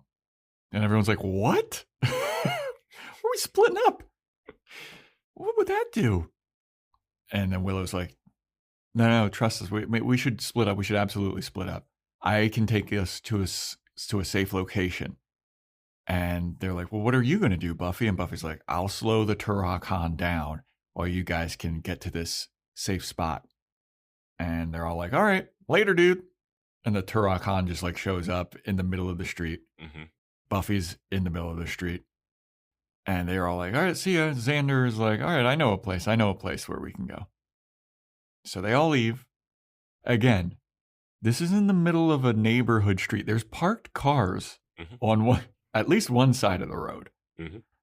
Buffy runs up to this Turok Han and drop kicks it to no avail. She just hits the fucking ground. And the Turok Han maybe takes like a half a step back, like, what the fuck was that? What from her last fight made her think that she could beat this? Well, I mean, it's all just to slow it down. Okay. I guess. I'll repeat this question later then. Yeah. Irrational confidence. Yeah. You're absolutely right. But dude, it was so funny when the Turok Han no-sells that drop kick. Yeah. And Buffy just slams into the ground. Yeah. And the Turok Han just like starts to like lean over Buffy like he's going to attack her. And Buffy grabs the holy water flask from her jacket or something. Why does she have it? I'm looking at my notes and see if she has holy water, but how does she get it from? Did she take it from Andrew right before he left? I don't know. I don't remember. Yeah. Maybe she had more. Maybe she had more than one. That would make sense. She had more than one. She barely carries any weapons when she goes on patrol. I doubt she just has a jacket full of a glass case of holy water. But she pulls out a glass flask of holy water and slaps the Turok Han in the face with it, and it shatters. And it seems like it actually works. It seems pretty effective. Yes. Interesting the things that affects this vampire. Stakes to the heart? No. Holy water? Yes. Sunlight? Yes. Yeah. Which we've seen like holy water in the past, like doesn't really affect things that much. I feel like I feel like holy water has been more useful than. That's how she killed. That's how she killed Kralik with holy water. Well, he drank the holy water. Yeah, but still, yeah. I don't know how it didn't burn his tongue, but whatever. Didn't Angel like? Didn't he deal with holy water at some point? Are you talking about in the Angel series? I think so. No. I mean, there's been ranges of crucifixes that like hurt you or don't hurt you. Yeah. All right. But yeah. I'm just surprised holy water works if a stake doesn't kill his heart. Like, why does all the other vampire stuff work? Yeah. The stake seems to be the only thing that doesn't work. Yeah. And they were like, they even reference, I don't even know if he needs an invite because he can break into the house. It doesn't need an invite into the house being a vampire, which is another thing that I'm like, why did the rules change for future vampires? Like, this is like a Neanderthal vampire. Yeah. But for some reason, like stakes of the heart don't kill it and it doesn't need an invitation. But like modern vampires are a little classier. They need an invitation. They just die if wood touches their heart. You know, like, what is that? Vance, stop thinking so hard about this, Vance. Vance, you're ruining the show. Stop asking rhetorical questions that will not get answered and that is stupid for you to ask. Vance, just turn your brain off and enjoy, buddy. All right. But no, I'm with you. But then the Turok Han smashes Buffy through like a car window. And I thought that like they lingered on that shot for a while. I thought it was going to like Buffy was going to reach in and grab something from that car or something. Yeah. But then Buffy just gets up and she kind of runs away. And Buffy's like, come on, follow me, Turok Han, follow me. And he sees her running away and he doesn't follow her. And Buffy looks over her shoulder like, oh shit. Before Evil Eve sent the Terracon, she said, kill them all, but leave the one. Like, not kill Buffy. Mm-hmm. Buffy starts running away with her, like, very compacted running motion, where her arms and elbows are so tucked in, and she's, like, running, and then she looks back, and she's like, oh, it's not following me. Yeah. But, yeah, it was just so funny. Like, her little run is so funny. It is very... It almost makes you wonder if, like, that's her actual run, or if the directors were like, this would look better on camera than your actual run. And she's always in heeled shoes. I know, dude. Get this girl some Hokas or something, dude. Like, you gotta get her some running shoes. Get her. Buffy needs a shoe deal. She needs a Nike shoe deal. This is one thing that Buffy the Vampire Slayer, the movie, did get right. Because we saw that one thing where, was it Christy Swanson? Mm-hmm. Is that her name? Yeah. She's just like wearing like a tracksuit fighting vampires. Yeah. In like running shoes and stuff. I'm like, that's one thing that should have carried over from the fucking movie. I get they want to be stylish on the show. You know, you want Buffy to have a look, you know, but yeah, we don't see a lot of that, like that classic Buffy look with the like leather pants and the top. Yeah. It's not as prominent in the show as that image makes it. That's like the image in my, even before we started this podcast, that was the image in my head. Red leather pants or like maroon leather pants, black shirt. Yeah. And the first time we see that is like Faith. Yeah. Black sleeveless shirt. Yeah. And I was like, oh, that's what she wears like 90% of the time. And it's like, nope, not at all. Giant coat sometimes. Of the time, she's wearing a fucking scarf 90% of the time. She's fighting in a long trench coat. Like, how? And a fucking weird looking bread hat. Like a beret. Yeah. Oh, Jesus. So then we go over to where Xander is leading the potential slayers and the rest of the gang, and they're like climbing down the scaffolding, and Xander's like, come on, hurry up. We got to go to this underground place. And at first I was like, is this the initiative place? But then I was like, no, wait, that got filled with concrete. I was like, is this the same place they found Buffy after she went through a wall last episode? I was like, it was pretty similar. I think they use a similar set, obviously, but this is supposed to be the public library construction site. Yeah. And everyone gets down. And I was like, why did you have to climb down anything to get here? It looked like it was like... Maybe that's the basement section of it, you know? Like it's... Maybe. I don't know. Like it seemed like it was on the same level as everything else. When they walk out, they don't go up. Yeah, I don't know. Yeah. But he leads them all down there and everybody just starts questioning this plan. Rona's like, this is the plan? This is fucking dumb, dude. Like, what are we doing? And they're like, we just gotta trust Buffy. Don't worry about it. Don't worry about it. Buffy's gonna take care of the Turok Han and we're just gonna wait here for Buffy to get here. And the Turok Han shows up and they're all like, or the fucking Turok Han can just show up here and kill us all right now. What the fuck? Yeah.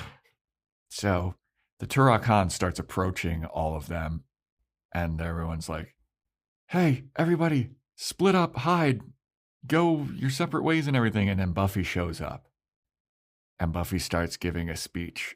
And there's a weird cut here where Buffy starts giving a speech and then she does a front flip off of this platform. Before all that, the lights turn on. Yeah. All the spotlights turn on. And then Willow says, just watch, because Buffy's on top of something. She's all the way up on a top layer.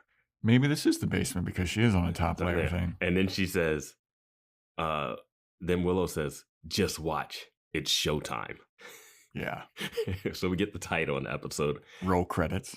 And similar to the Angel episode, we do get two champions doing front flips off of something at some point. Yeah. It was a front flip week for us. But then it was a terrible front flip cut, though. Yeah. Terrible front clip. Yeah, but she does give another badass speech here. Yeah. Before the flip. Shit. But like Kennedy is like got her crossbow cocked and she's like about to shoot, and that's when Willow's like, "Hey, no, just watch." No. Don't do what you should help. Do. Don't help. Are you trying to help her? Yeah. I got witch powers. I'm not helping. You're not. And then Buffy starts giving the speech to Turok Han, and she's like, she says something about like, you think you're this big fucking badass? Like all these girls are having nightmares about you. Well, guess what, bitch? I'm the thing that monsters have nightmares about, and I'm about to show these potential slayers exactly why. And then she says, welcome to the Thunderdome. And Andrew goes, 2 men enter, 1 man leaves. Yeah, she just did that fanboy stuff. Yeah, and Andrew started to get a little like quivery, like, oh my God, this is so badass. And I just recently rewatched Mad Max Fury Road. So I was like, all right, cool. Fury Road is such a fantastic movie. Great simple storytelling and a full action story. Great stuff. There is one moment in that movie that I find unforgivable, though. And it was made specific. Do you remember that era when every movie was also a 3D movie? Mm-hmm. A little bit, yeah. Yeah, sure. There's one moment in Fury Road where like it's like a manhole cover or something like shoots out like directly at the screen, and I was like, yeah, ugh, that was distinctly for that 3D movie effect. It's a great moment, but I wanted the explosion to be different there. It was so obviously like, all right, well, we gotta make use of this 3D thing. Like George Miller's like, fucking just throw anything. I don't care. You know what's crazy? Nicholas Hoult, like Muppet Vision 4D or whatever. Nicholas Hoult is in that movie, and in the next movie, Anya in Furiosa, Anya Taylor-Joy is in that. And Nicholas Hoult and Anya Taylor-Joy were in the first Patreon Boys Watching movie, The Menu. Yeah. Coincidence? Coincidence? I don't think so. Yeah. You know what? They made such a big deal about Nicholas Hoult being in that movie, but from what I remember, he's not in it very much. Oh, he's in it a lot. He's great. He's great. He has. I remember him being. He's the guy that's like, "Oh, what a glorious day!" Yeah, he has a whole character arc. He has like a fuller arc than anybody in that movie. I'll have to watch it again, but I remember loving that movie, except for that one fucking obvious 3D moment. But anyway, welcome to the fucking Thunderdome, bitch. And then yes. I just looked at my note, but I know what you're going to say. The Turok Han just starts beating the shit out of him. My notes, Buffy says, "Welcome to the Thunderdome," proceeds to get her ass kicked. Yeah, I was like, this is the plan. Like, it was very obvious. Like, Buffy set this whole thing up. Like, I'm going to show you potential slayers, like how badass I am. But then she just starts getting worked, dude. And Dawn realizes everything is going according to plan. Yup. Dawn's like, wait a minute, Willow. You guys planned this. Like, my note says Buffy getting beat the fuck up. But yeah, then Dawn's like, Willow, you guys planned this. And then we get a flashback to that scene where all the potential slayers are arguing at the dinner table. And I had to pause watching when this happened because I was laughing too hard. Yeah, I forgot that this was something that could happen. I legit forgot about this. Because it shouldn't happen. It shouldn't happen at all. Yeah. We get a flashback to that scene and we hear all the potential slayers arguing about, like, what's the plan? We don't have a plan. Oh, the Turok Han's going to kill us all. Oh my God. And it's that scene where, like, Buffy's like standing and it looks like she's kind of like losing faith. And she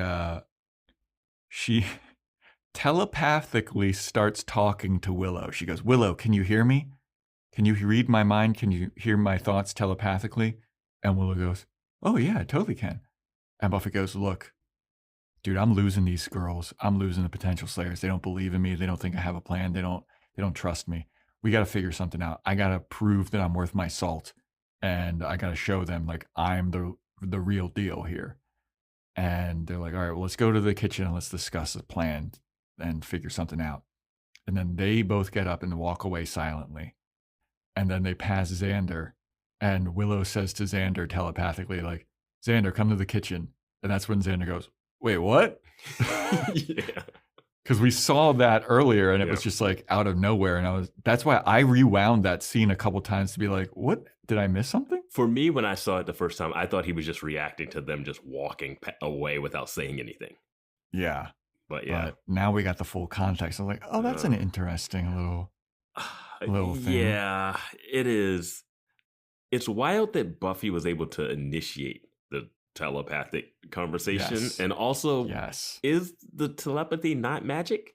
Yes, dude. That's exactly why it shouldn't have worked. She's like, I shouldn't be using magic. I shouldn't be. Oh, you want to talk telepathically and hope that everything we're saying is exactly right? Maybe it's just like the lowest rung of magic so she can get away with it. Like, it takes the least amount of magic. It seemed like it was the highest rung when she got that ability. They were like, holy shit. Yeah, at the start of season 6? Yeah. Yeah, because they were trained. It was post Buffy, Yeah.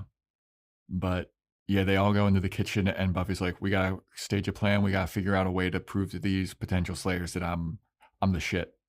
And we got to stage a fight. We got to go one-on-one, mano-a-mano with the Turok Han, and I got to prove myself to them. And Xander's like, I know the perfect place. Do you know the perfect fighting technique? Or what to do? Because you got your ass beat last time. Like, yeah. I just love that Buffy, her whole plan, and then like that big speech, welcome to the Thunderdome, and then just proceeds. It's like, I need to prove myself to these potential slayers, and then just proceeds to get her ass kicked for the first like 70% of this fight. Yep. She's got the Rocky method of defense where you just block punches with your face. Yep. So then we go back to the actual fight that's happening in real time. No more flashback. And Buffy is still getting her ass beat. She like gets slammed into the scaffolding and Kennedy drops her crossbow. Mm-hmm. And Buffy grabs the crossbow and shoots the Turok Han in the chest. And Willow slaps Kennedy for helping. And the crossbow to the chest does nothing to the Turok Han. He's just like, bitch, you serious? Reminder, this doesn't kill me. I just take shots to the heart. And then he just like throws Buffy into the scaffolding some more. Buffy grabs a pipe and starts beating the Turok Han up with a pipe. And Turok Khan's like, this is nothing either, dude. You threw a whole pile of pipes on me last episode. You saw how good that is. And then so he beats her up some more. He takes the pipe and just like tosses it away. And then Buffy grabs a pickaxe and she tries to attack the Turok Khan with the pickaxe, and he just grabs the pickaxe from her and tosses that away. And then he just starts beating her up some more. And then he throws her through the scaffolding, like up through the floor, and Buffy flies up like 2 levels, it seems like. And it's not looking good for Buffy, you know? Nope. If this was her point of like, hey, check me out, I'm a real badass, I'm the real deal.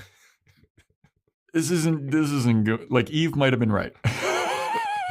They've all seen a vampire now. That is true. The mega vampire, the primordial, single-minded vampire with only a mind for destruction and death. I've only seen an uber vamp. Yeah. So then the Turok Khan grabs Buffy and just starts. They love doing this choking. What's up with the Turok Khan doing this chokehold thing? This is the second time it's done it to her. Yeah. And the last time Buffy like hit it in the head with something. No, she's like, well, she did hit it in the head one time. And so, no, this is the third time she's got chokehold. In the cave, she got chokehold. She hit it with the lagnite. Slagtite? It's like 2 different versions. There's 2 things. I'm not. She hit it with a part of the cave. Yeah. Yeah. So it's going to be like, actually, a stalagmite as a. We're not goddamn geologists. I'm not Randy Marsh. That time she hit him with a part of the cave. Then later in the fight, she spit blood in his face. At the end of that episode, it tries to choke. Yeah, I forgot about again, that one. Spits blood in his face, and then she gets chokehold again. This is the third chokehold. This time around, she's getting choked, and she's getting choked for a while. And Willow goes, "Just wait." We should help her. She's like, Willow's like, "Just wait. She got it right where she wants him." We need her. Just wait. You might be the Slayer soon. Yes.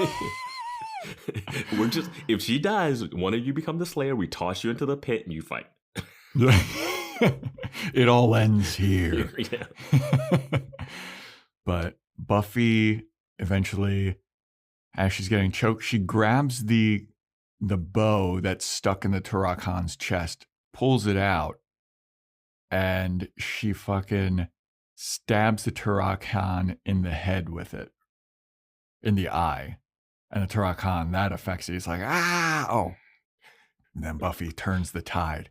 She starts beating his ass, starts kicking him, and then eventually she kicks him off of the scaffolding down, like, it seems like 2 stories or something. Yeah, not and that then far. Yeah.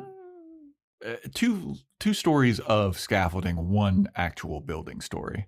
Yeah, that's not that far for a mega vampire, yeah. That had a bunch of pipes falling from like 5 stories previously. Yeah. So then Buffy jumps down and she starts fighting the Turok Khan, and then they start going blow for blow. Yeah. I was like, how is Buffy now stronger? Yeah. And Buffy punches Turok Khan in the face. Turok Khan punches Buffy in the face. Punch to the face, punch to the face, punch to the face, punch to the face. We're getting a WWE pro wrestling like, oh, ooh. Those punches where they keep stomping the mat so it's louder. Oh, yeah. Slaps to the chest. Yeah. Fuck yeah, dude. Those slaps to the chest were always so silly. You're like, a slap would sting, but it's not like the knockout blow. I mean, you see some of those wrestlers afterwards, and they got just like handprints on their chest because it's so brutal, dude. Fuck that. But after a while, Buffy eventually punches it so hard that it turns around, and then Buffy grabs a bunch of barbed wire, wraps it around Turok Khan's head, and just beheads the Turok Khan with the barbed wire. And I was like, that was pretty fucking badass. It's also what you brought up last episode is why doesn't she treat it like a demon? Stakes to the heart don't kill it. But then they're like, hey, Giles, you have to tell us how we stop this thing. How do we stop this thing? It's like probably the same way, like fire, behead it. Like behead it, neck break. Try to tie it up with some chains to a tree and wait for the sunlight to wipe it out. Yep. But after she beheads it with the barbed wire, it turns to dust, and Buffy turns to all the potential slayers, and she goes, "See? Dust. Just like the rest of them." And everyone's like,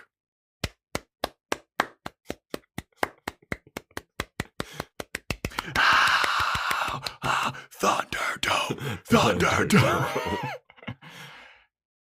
And Buffy starts to give a speech, and she's like, "Look, I don't know what's coming next, but I can guarantee it'll be hard like this. Might even be harder. But if we all do our parts and stick together, we'll survive. We'll be the ones left standing. And then she goes, and I hated this. Oh, this is terrible. She goes, "Here endeth the lesson." And then they all walk away. What was the lesson? Their part was don't question the Slayer. Their part was to be tricked into just watching Buffy fight. Yeah. What? I just hated that she said endeth. I know. Who? I was like, ugh. What happened? Is she the first evil now? I was so on her side. I was like, oh, this is fucking badass. And it did prove herself. And it was like, okay, all these girls were doubting Buffy, but now she's like, all right, she is a legit badass. And then she says the cringiest, "Here endeth the lesson." Couldn't she have like lifted up a car and just showed them she's strong? Like, you know what I mean? Like, oh, yeah. So one of my thoughts was that wouldn't one of the pre-slayers maybe think, if Buffy dies, I get that power now? Yeah, some of them have to be like, pretty cool to do that. Yeah, because right now, like this doesn't. Right now, I'm just a fucking preteen. This does not motivate me to be like, we're safe. This makes me think, okay, if Buffy is not around, I'm dead. And she can't watch all of us 24/7. Yeah. And I don't know why Buffy thought she could beat this thing this time. That's what, yeah. I mean, she got her ass kicked like 3 times in a row. Yeah. And then she was like, well, I guess she just needed an audience. An audience. It's one of those things where it's like, if people are watching, you're going to do a little better, Willow's like, hold. She's being strangled. She's fine. She got him right where she wants him. You get that audience adrenaline and the need to prove yourself. That does go a long way. That's why the Turrican needed the Bringers to be like the Fury Road drummers and guitar flamethrowers and be like, Turrican. If he had his hype crowd, Buffy be dead. Yeah, oh yeah. Dude, now that you mentioned that, I would listen to the Mad Max Fury Road soundtrack every once in a while and just be hyped as fuck, dude. That soundtrack is sick. Yeah, it's a good action movie. And that guitar flamethrower, that's awesome. Dude. Just the people so on awesome. that, just the visuals in that movie. But here endeth the lesson. The lesson is Buffy is cool, you are not. When I die, one of you becomes me. Yeah, one of you gets to be super fucking cool. Yeah, so come at me. The shot when she's walking away too, it looks, I don't think that's actually Sarah Michelle Gellar. I feel like it's someone else walking away because the walk is so awkward. It's like this high angle and we see Evil Eve, the first evil, looking and watching it and be like, my plan's over. She's all pissed. Yeah. But then we go back to Spike in the cave and Buffy shows up and she's got a knife, one of those curved blades from the Harbingers. And she walks up to Spike and he goes, "You're just a figment. You're not real. You're not the real Buffy. You're not real. You're not real." And then she cuts him down and he looks at her and he's like, "Oh my God, you are the real. Oh my fucking God, you came for me. I knew you fucking come for me." And then they limp out together. That was cute. That was nice. She came for him just like he mumbled. I thought that it was going to be, I mean, this seemed really fast for her to come for him. Like, I don't know. I like the edit of seeing the evil staring and just being like, oh, son of a bitch. And then they cut to like what looks like evil Buffy standing in front of Spike, and you're like, oh, they're gonna take it out on Spike, and then you find out it's real. It's a good edit mislead for that scene. Yeah. But yeah, she came for him and she got him out, and it's like, yeah, we need Spike back in this show. They're like, let's just get him. You realize that there's probably been like 6 total episodes of Spike just being tortured? Because there was like the 3 episodes at the end of season 6 where he was doing the trials to get his soul, and he was just getting tortured. And like the last 3 episodes of this, he's just getting tortured. And then the glory season, he's getting tortured. Yep. I gotta say this, because I'm all Spike looks like he stopped hitting the weights for sure. There was like a good couple of like episodes where he was fucking absolutely shredded. It's a long season, man. It's hard for him to keep that pump. It's tough. It's hard to keep that pump. It's tough. But he stopped hitting the gym. He still looks this thin. He's super thin though. Yeah. My thought on this last scene, sick cave, bro. Sick cave. It was a nice cave. Really nice cave. I'm like, that's a good cave for some demon to move into. Yeah. Free, now it's open. Yeah, it's got the torches. It got the torches, like it's well lit. It's a room. Right under the school. Or a Christmas tree lot. I guess that's right. This one. I don't know how deep that was. This is a new cave. I don't know how like windy and in it is, you know? We need Clem back, dude. If Clem comes back, I'm worried he might die. So Clem, just stay where you are. Yeah, just stay where you are, Clem. Suck. Stay away from the Scoobies. You'll be safe. Just go to your cat gambling and yeah.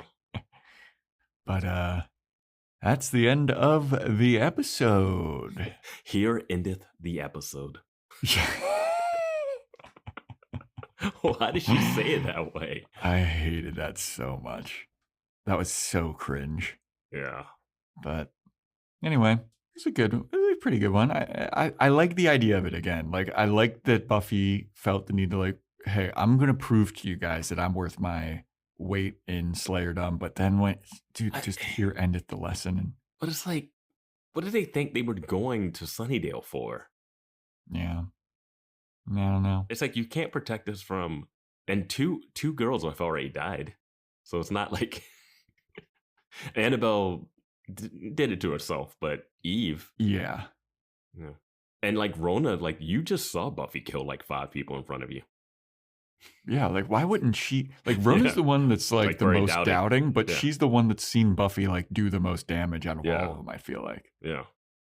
The other ones like Kennedy, Molly, and well, Annabelle's dead, but Kennedy and Molly just have seen Buffy return home just battered and beaten. Yeah. So they should be the ones like, I don't know about this Buffy chick. And Rona should be like, no. Kennedy, well, let me tell you. Kennedy's just trying to hook up with Willow, so she'll say anything. She'll go along with whatever. Oh, you like Buffy? Okay, I like Buffy too. Yeah. Give me some of that red-haired vagina. What's the title of the next episode, Joe? Next episode's titled Red-Haired Vagina. That's interesting. Next episode is titled Potential. All right. Buffy's going to start training all of these Slayers. Now that they saw that Buffy can fight hard, now they're going to see if any of these pre-Slayers has the potential to be. It's not up to Buffy who gets the power, though. I know. They're going to reopen the magic box. They're going to reopen that little back room training center with the little straw man. Yeah, just put Xander in that sumo suit again. Yeah. Giles is going to hold the kick pads for 15 seconds and go, okay, I think that's enough for today. Giles can't hold shit. Yeah, that's true. He's the first evil. But yeah, potential. I think this is going to be Buffy training up these girls to determine who she believes is the best one. But it doesn't really matter because she's not the decider. So who knows? Yeah. I'm going to go Andrew tries to prove his potential worth to the group. Ooh, Spike tries to prove his potential as well. Okay. All right. That's some good stuff. Yeah. That is a wrap for this episode, though, guys and gals and everyone in between. Thank you for listening. We really appreciate it. If you want to get a shout out, Apple Podcasts 5-star rating and review, Spotify 5-star rating, take a screenshot and send it to us, or get something from the Amazon wish list. We got a lot of energy drinks at the moment, but I mean, we could always use more. There's books. There's some random stuff on there. There's I haven't shirts. checked it. There's a Nintendo Switch on there. I never heard of that. What is that? It's yeah. Oh, that one of those gaming systems. Yeah, I think so. There's yeah. So yeah, we got that. Join our Patreon, patreon.com/Boys Watching Buffy, where we do Boys Watching Angel, Boys Watching Movies, where we're going to be doing Scooby-Doo 2, Monsters Unleashed, Joe's Fashion Report /Corner. We got merch that exists. Join our Discord. Follow the Instagram at Boys Watching Buffy. Email us at boyswatchingbuffy@gmail.com. And I think that's about it. I think that's everything. Yeah. Right? Check out the Instagram if you want to see a clip of Buffy the Vampire Slayer if it was a sitcom. Check it out. Good shit. And yeah, we'll see you next time when we talk about potential.